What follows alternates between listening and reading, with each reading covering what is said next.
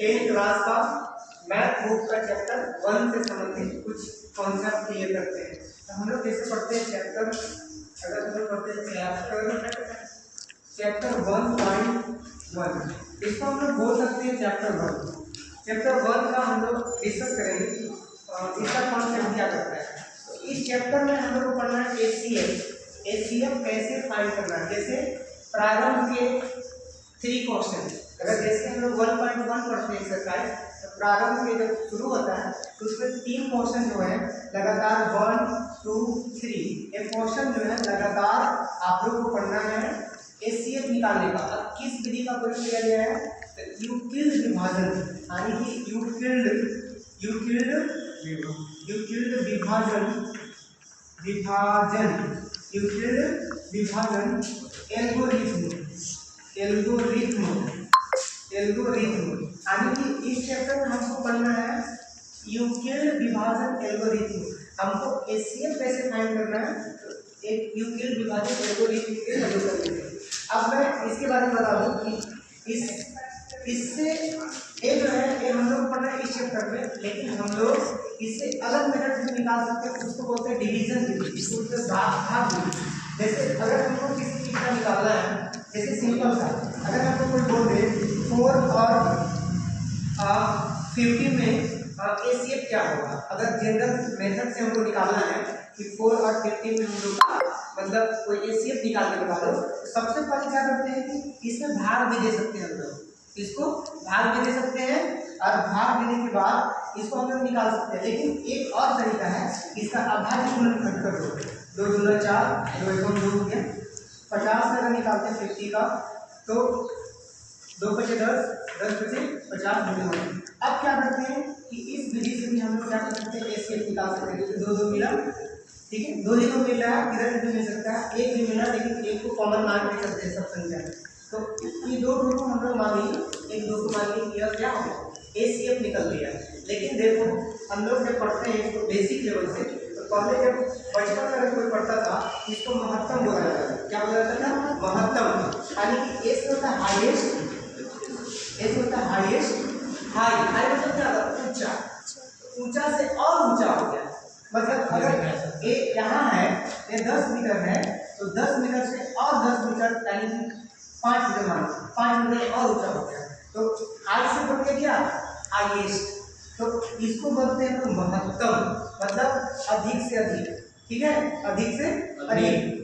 अब सी से होता है कॉमन का मतलब होता है साधारण, ऐसे होता है, तो साधारण ही समझना, क्योंकि कॉमन का मतलब होता है जो हर एक संख्या में मिले, मतलब दोनों संख्या में उसका क्या हो, उसका अंश हो, उससे हम बाहर निकाल सकते हैं, ठीक है। फैक्टर का मतलब क्या होता है, गुणनफल, क्या कर सकते हैं, फैक्टर, उसका फैक्टर कर सकते हैं। महत्तम समवर्तक, इसको बोला जाता है महत्तम समवर्तक। एक होता है एलसीएम, एक होता है एलसीएम, इसको बोलते हैं लोएस्ट कॉमन, किसे कॉमन, और एम से क्या होता है मल्टीपल या मल्टीप्लिकेशन। तो एक को बोलते हैं लघुत्तम समवर्तक गुणज, ठीक है।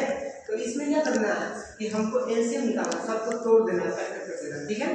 तो इस कॉन्सेप्ट से हम लोग बेसिक क्लासेस में पढ़ते थे, लेकिन अब हम लोग जब 10th क्लास में आ गए तो हम लोग 10th क्लास के हिसाब से पढ़ना पड़ता है, ठीक है। तो अब हम लोग देखो ये सब सारा क्वेश्चन को कैसे हल करते हैं उसके बारे में पढ़ते हैं। सबको क्लियर हो कॉन्सेप्ट। अब देखो इसको इरेज करते हैं, और इरेज करने के बाद देखो कैसे बनाना है। तो इसमें हम लोग को 3 क्वेश्चन हल करना है, लेकिन मैं एक तरीका बताऊंगा, क्योंकि देख एक बात देखिए यहाँ पे, अगर इसमें पढ़ना है यूक्लिड विभाजन एल्गोरिथ्म, इसका प्रयोग यूक्लिड विभाजन एल्गोरिथ्म के प्रयोग से पढ़ना है। तो हम लोग क्या करते हैं, सबसे पहले एक चीज मालूम होना चाहिए। अगर मान लो हम लोग को 7 में बोला कि आप 3 से डिवाइड कीजिए, भाग लगाइए, तो हम लगा दें 3 × 2 = 6, यानी 2 × 1 = 6, कितना बचा इसको इंग्लिश में बोलते हैं, इसको डिवाइजर, यानी कि जो भाग लगाता है, इसको बोलेंगे भाजक, भगाने वाला भाजक, इसको बोलते हैं डिविडेंड, इसको बोलते हैं भाज्य, जो मान खाता है, जो मार खा के भाग गए, इसको बोलते हैं डिविडेंड, और इसको बोलते हैं क्वोटिएंट। ठीक है, जो बढ़ जाए, यानी कि कितने बार में हुआ है, तो इसको हम लोग बोलते हैं भागफल, हिंदी में बोलते हैं भागफल, हिंदी में बोलते हैं क्वोटिएंट। ठीक है, चलो अब ए जो है इसको बोलते हैं हम लोग शेषफल, इसको बोलते हैं हिंदी में शेषफल, और इंग्लिश में बोलते हैं रिमाइंडर।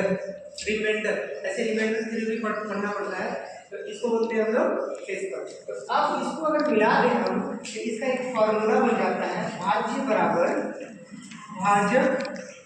भाजक गुने भागफल जोड़ शेषफल। तो इस फार्मूला पर जब हम इस वैल्यू को पुट करते हैं तो पूरे फिर से मेरे क्या आ जाता है, वही क्वेश्चन आ जाता है, तब हमको पता चलता है कि यह सही है, ये जो मैंने क्वेश्चन सॉल्व किया वो सही है।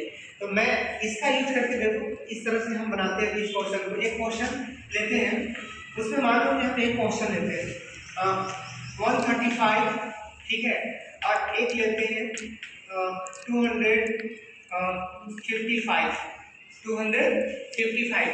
एक क्वेश्चन हम ले लिए, शायद यही क्वेश्चन लिखा हो, यही क्वेश्चन लिखा हो, एक चैप्टर 1.1 का पहला क्वेश्चन। अब देखो इसके इस हिसाब से बनाते हैं, ठीक है, इस फार्मूला पे। लेकिन मैं बता दूं, इस फार्मूला का यूज करना है, लेकिन बार बार नहीं, हम एक तरीका बता रहे हैं, उसके तरीका से आप लोग फट से बना लोगे। अब देखो इसका तरीका क्या है, इसको यूज करते हैं हम। इसका तरीका क्या है, देखिए आपको हम बता रहे हैं, इसका तरीका क्या है कि हम लोग बिना उस फार्मूले के यूज किए बिना हम लोग कैसे बना सकते हैं। तो सबसे पहले करना क्या है, इसमें छोटा बड़ा संख्या ढूंढना। सबसे बड़ा संख्या ढूंढना। बड़ा संख्या कौन है, 255, उसको हमको लेके चलना है, ठीक है। अब जो छोटा संख्या है उससे हमको इसमें भाग लगाना है, तो 135 से हमको छोटा संख्या में बड़ा संख्या भाग लगाना है। तो एक बार अगर हम लगाते हैं, भाग लगाने तो सबको आता है भाई, तो 0 हो गया, 0 हो गया। अब इसकी बात करते हैं हम, अगर यहाँ पे बात करते हैं 2 आया, 1 आया, ऐसे तो करने आता है सबको। अब क्या करते हैं कि 135 की पहाड़ा हम लोग कितने बार पढ़े, एक बार, यानी 1 बार। बचा शेषफल मेरा 120, यानी कि 120। अब हम लोग क्या करते हैं, फिर इसको तुलना करते हैं 135 और 120 में। बड़ा कौन है, 135, तो 135 को हम लोग लेके चलते हैं, और 135 को लेके चलने के बाद करते क्या है, फिर से 135 में क्या करते हैं हम लोग, भागा लगाते हैं छोटा संख्या कौन हो गया, 120। तो अगर 120 में अगर हम बात करते हैं तो एक ही बार में जाएगा, एक बार में जाएगा। अगर हम इसमें बात करते हैं 5, इसका 1 आया, ठीक है, एक हो गया, कट गया, मतलब इसका कट गया, 0 हो गया। तो 120 की पहाड़ा मैंने कितना बार पढ़ा, 15। 120 की पहाड़ा मैंने 1 बार पढ़ा, तो आया 15। कितना आया, 15 आया। फिर ये दोनों को तुलना करेंगे, ये दोनों में बड़ा कौन है, 120। फिर 120 को हम लोग चलेंगे। ऐसे किसी ने नहीं पूछा कि सर ऐसे बार बार कितना करेंगे, तो हम लोग तब तक करेंगे जब तक मेरा शेषफल 0 ना हो जाए। अब क्या करते हैं हम लोग, 120 को 15 से हम लोग डिवाइड करते हैं, तो 120 को 15 से डिवाइड करने में 15 × 120 आ गया, तो 0 आ गया ना। तो यहाँ पे किए क्या कि 15 की पहाड़ा 8 बार पढ़े, और मेरा क्या आ गया, 0 आ गया।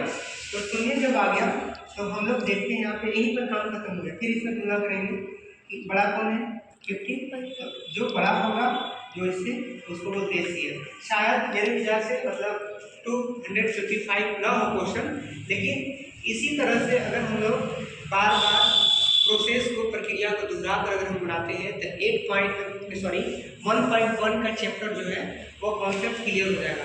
किसी प्रकार का फार्मूला कहीं नहीं यूज करना है, बस इसका रूल था यूक्लिड विभाजन। किसका, यूक्लिड विभाजन एल्गोरिथ्म। ये सब साइंटिस्ट का नाम होते हैं, जो गणितज्ञ होते हैं, मैथमेटिशियन, वो सब देते हैं। तो इसका यूज करके हम लोग क्या करते हैं, एचसीएफ निकालते हैं। क्लियर कॉन्सेप्ट, अगर कॉन्सेप्ट क्लियर रहेगा, ऐसा नहीं है कि चैप्टर 1.1 का क्वेश्चन वही हो सकता है। अगर हम यहाँ पे 255 लिखे हैं तो यहाँ कुछ भी हो सकता है। मेरे कहने का मतलब क्या है कि उसको हम लोग प्रोसेस दोहरा है, ठीक है। जैसे यहाँ पे कि हम क्लियर है सबका कॉन्सेप्ट, हाँ, तो पूरी तरह से समझ गए होंगे आप लोग। Yes. इस तरह से हम लोग यूक्लिड विभाजन का प्रयोग करके बहुत सारे क्वेश्चन को बना सकते हैं आसानी से, ठीक है। और हमको उम्मीद है कि आप लोगों को ये जो कॉन्सेप्ट है जो अभी मैंने बताया वो सबको पूरी तरह से समझ में आया होगा। क्या आप लोग को समझ में आया? Yes. ठीक है, थैंक यू।